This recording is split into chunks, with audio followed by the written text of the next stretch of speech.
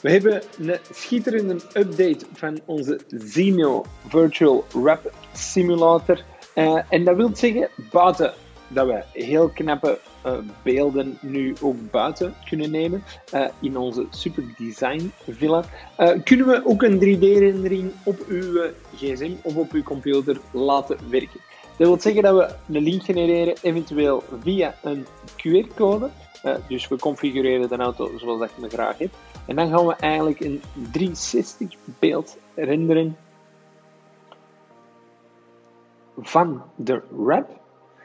En ene keer dat die volledig gerenderd is, krijgen we een QR-code. Die kunnen we inscannen met de gsm. En dan kun je de wagen zelf bewegen op uw gsm-toestel. Dus heb je eigenlijk een preview van uw eigen wrap altijd op zak. En kun je beginnen afwachten op het eindresultaat. En zo uiteraard uw kleurkeuze. Ja, de QR-code is gegenereerd. Dus als we nu gewoon met de gsm over het beeld gaan, kunnen we meteen de link openen.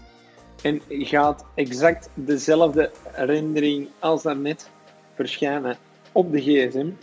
En kunnen we die rendering eigenlijk live bekijken en doen bewegen.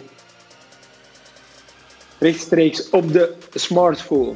Hoe cool is deze? Als je graag een rendering hebt van hoe dat uw auto er zou kunnen uitzien met uw drone wrap, laat ons dan zeker even iets weten. Tot wrap.